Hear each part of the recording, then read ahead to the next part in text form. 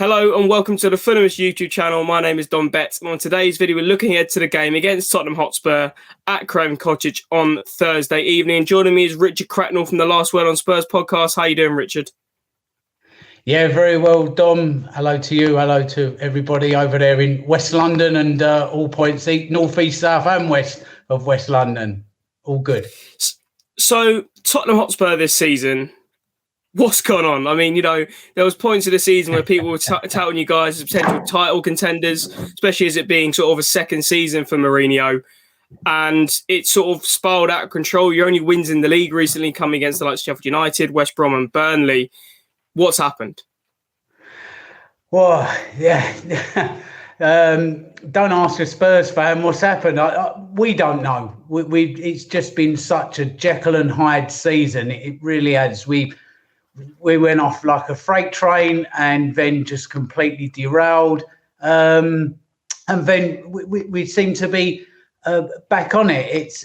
It all seemed to have centred around this supposed row between Dele Alli and Jose Mourinho, which rumbled on for ages. It seemed to upset the squad. It looked like that they'd down tools at one stage and didn't want to be playing for Mourinho, and we wondered just how long he had.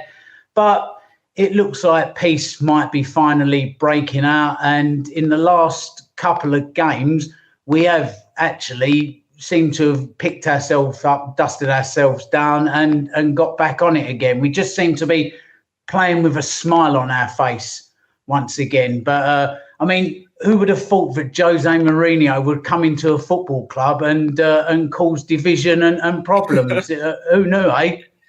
When it comes to Jose Mourinho, what is are the Spurs fans quite split on him? As in, have you got a lot of people who think he can bring trophies to the club, and you got a lot of people who don't sort of like the football he's playing, and obviously him being a former Chelsea manager?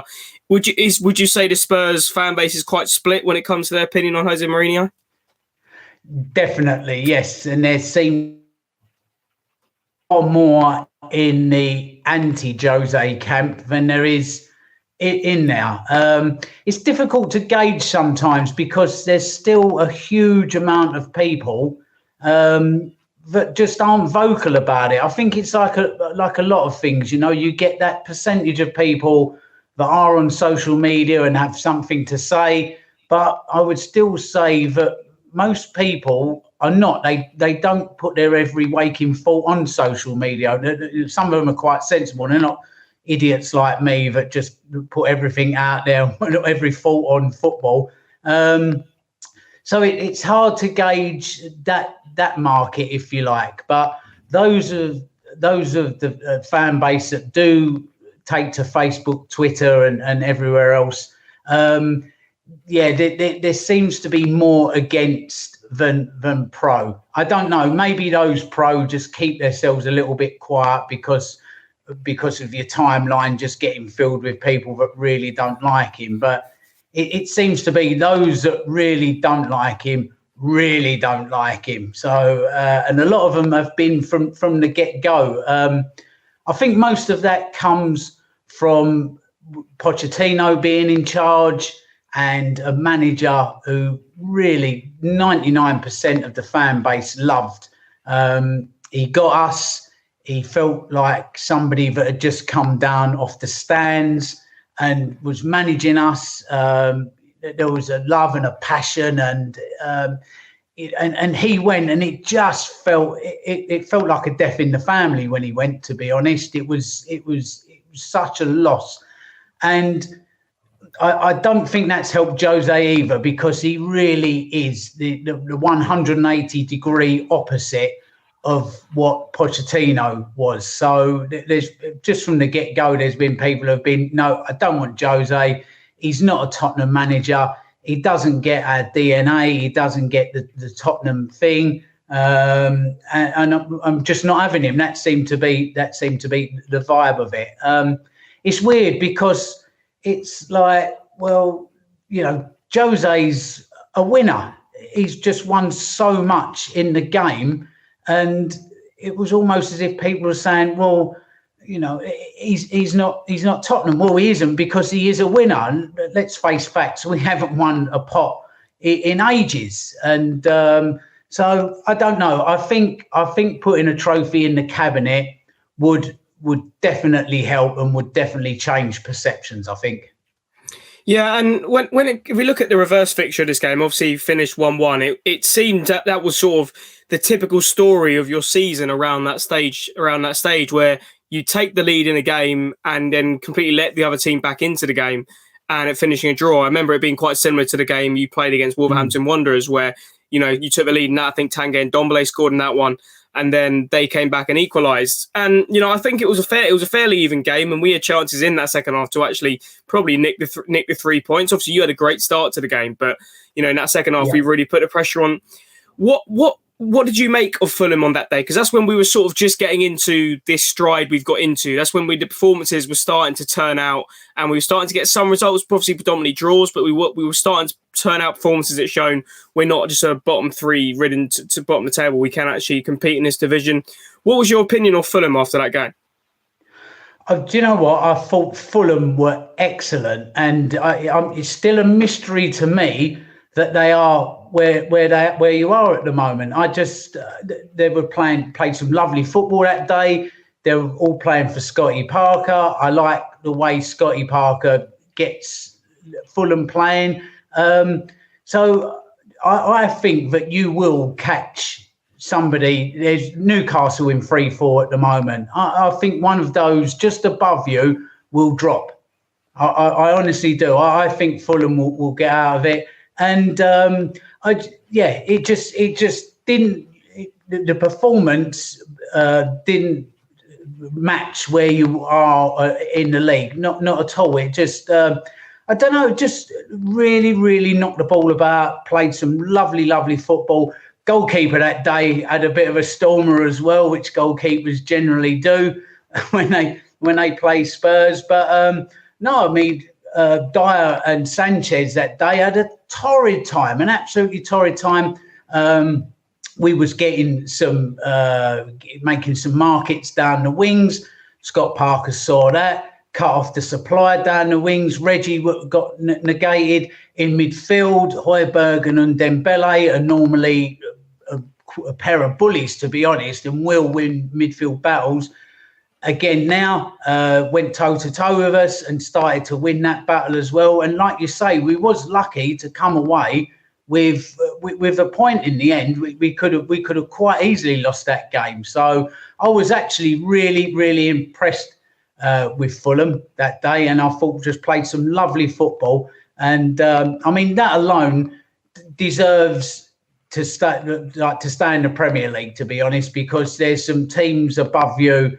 Horrible cloggers, to be honest. It's just percentage football. Don't really play the football I like to watch, and but maybe it's effective. So I really hope, obviously not tomorrow night, but Fulham go on and do it and stay up. And I think that would be a good testament to Scott Parker's management, who's put together a good team of literally just that, a team. A team that is more than its sum total of its parts, really. You mentioned it there, talking about Eric Dyer and Davinson Sanchez having an off day. When I look at Tottenham from the outside, that's where I see the issues. I mean, I feel like you had these kind of issues before Jose Mourinho came. It just feels like at the back you're just too leaky. There's too many individual mistakes when it comes to the defensive side of your game. Do you think it has come, and what Jose Mourinho has sort of shown? We know he's a more defensive coach, more pragmatic than, let's say, Mauricio Pochettino was. Do you think what it's shown is Spurs really need to start investing some money in their defensive quality, because that's where they're getting caught out? Yeah, absolutely. Midfield and up front. I mean, with Son and Kane up front now, Dele coming back, Bale finding some form. That front four there is going to walk into a lot of teams. There's a lot of teams, not just in the Premier League, but around Europe, that would take all four of those. So, that's not an issue. Midfield, Højbjerg and Dembele, excellent, been great this season. Performances dropped off a little bit with Højbjerg last 2 or 3 games, but to be fair, he's knackered. We've played 42, 43 games already this season, and he's been a real warrior for us. But in the middle, great. Then you get to that back line. And like you said, that Dyer and Sanchez had an off game that day. Let me tell you, they've had an off season. They really have. Sanchez came in from Ajax, and when he came, I had a lot of Ajax fans message me on Twitter and said, you really have got some player there. He's spectacular. He's great. He's going to be a monster of the game. He's brilliant. I thought to myself, well, this is Ajax fans that have been brought up, and let's be fair, they've seen a few players down the years at Ajax, so I would think they know one. I was thinking, we've really got a player on our hands here. Started great, but this season his performances have just been really, really off. Dyer, the same. Just I don't know. Dyer he doesn't make any position his own. So he's now a centre back, but he's like a 6 out of 10 centre back. He's a 6 out of 10 holding midfielder. He's a utility player, but he just does everything 6 out of 10. So which really isn't good enough. Mourinho seems to love him. I don't know if it's because he speaks Portuguese. I don't know, but he loves him. Maybe he just does exactly what Mourinho says. And I think Mourinho likes players that just fall into his ways and buy into what he does. And he will play those over any player who would be better, but maybe sort of questions him a little bit. Again, at the fullbacks, Reguilon, brilliant, but we lost him for a few games, and that really showed. Doherty's coming from Wolves, not really pulled up any trees, and Aurier, as we saw in the Amazon documentary, exactly what Jose said to him, you're a penalty waiting to happen. But I have to say, last week, Sanchez's performance versus Burnley was much better. He just done the basics and done those well.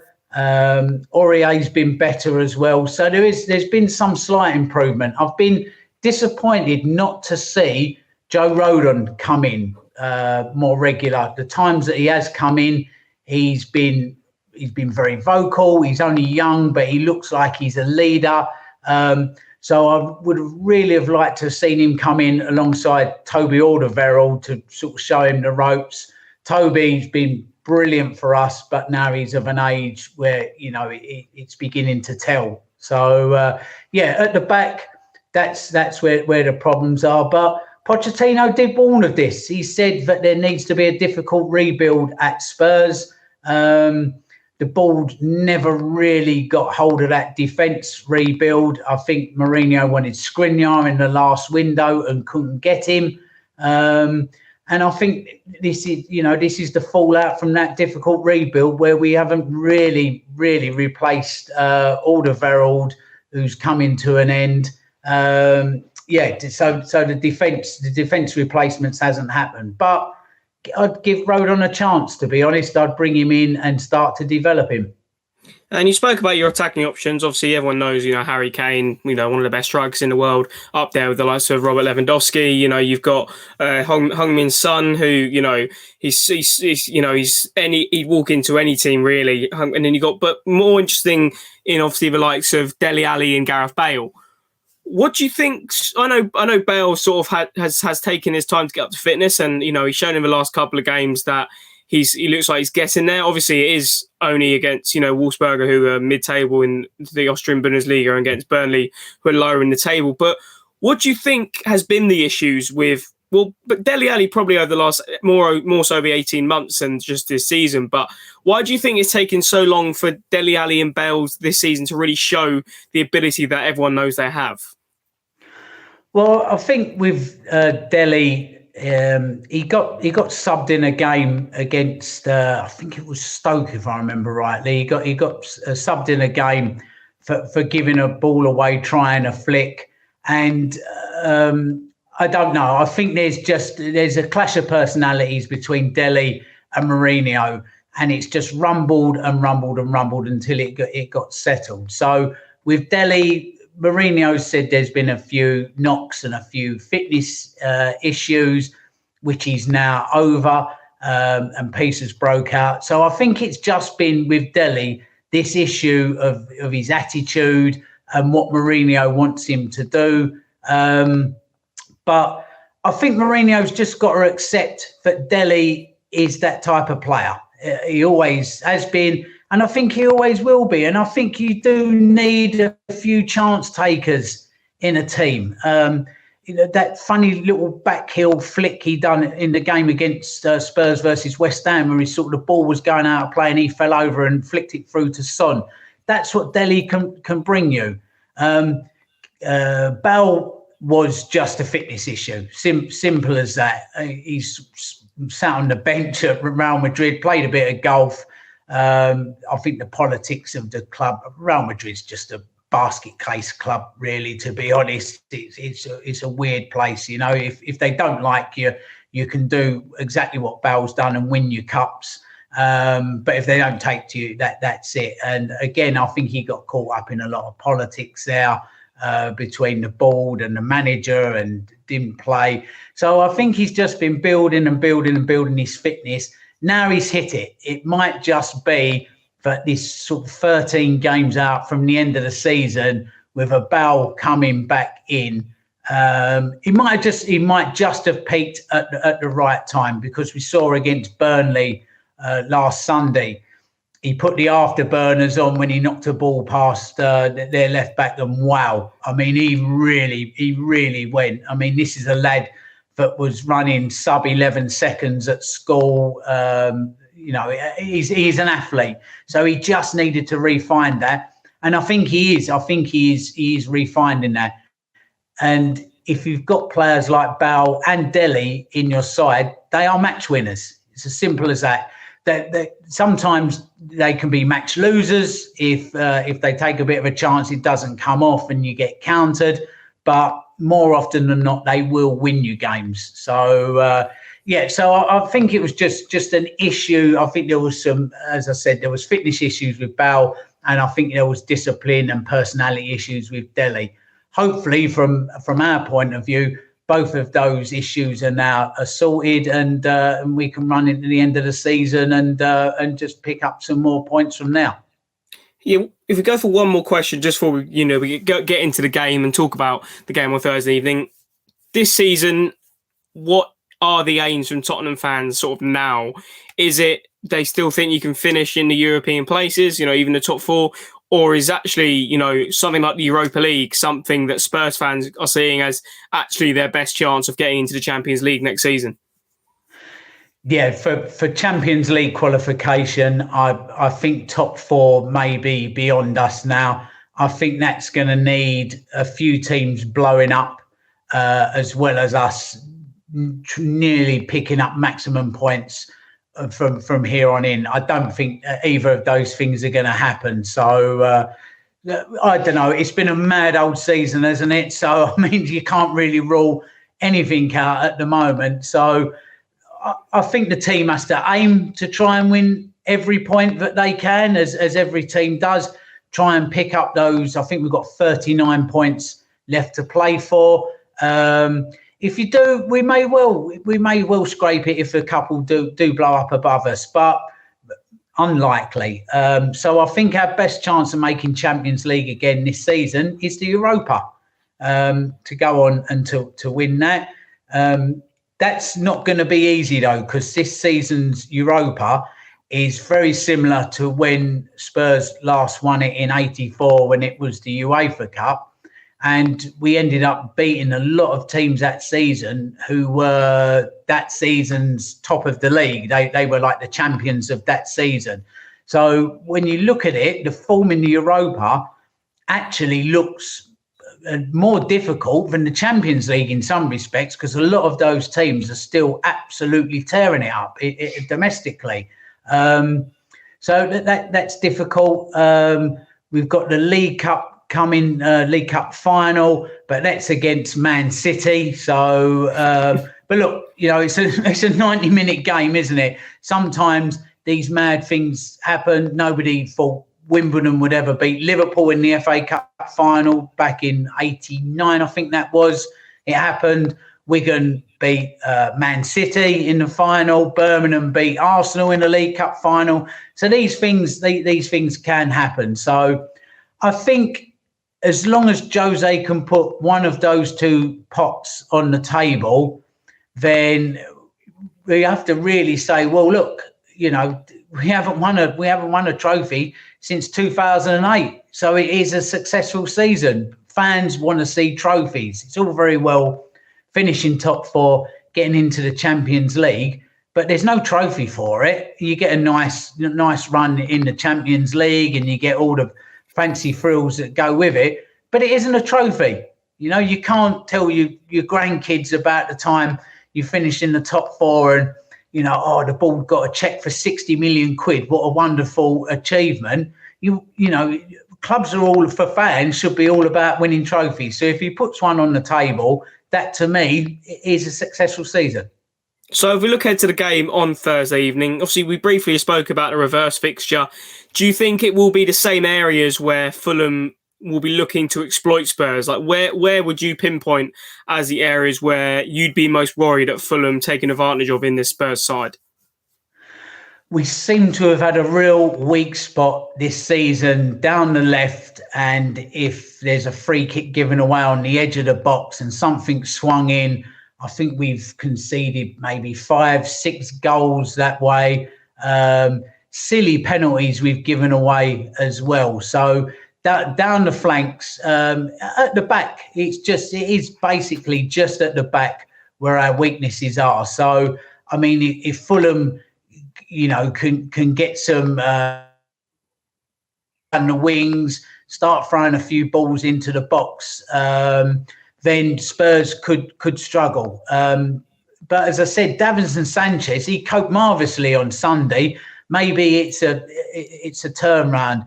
I get the feeling it might just be at the wrong time for Fulham to play us, because we look like we are getting some form back. We look like we're playing with a smile on our face again, like we've already said, with with players coming back into form. So let's see. But it's definitely in the centre of defence where I think Fulham can get some traction and nick a couple of goals. So, but you can't really legislate against us not getting 2 or 3 with like Bale.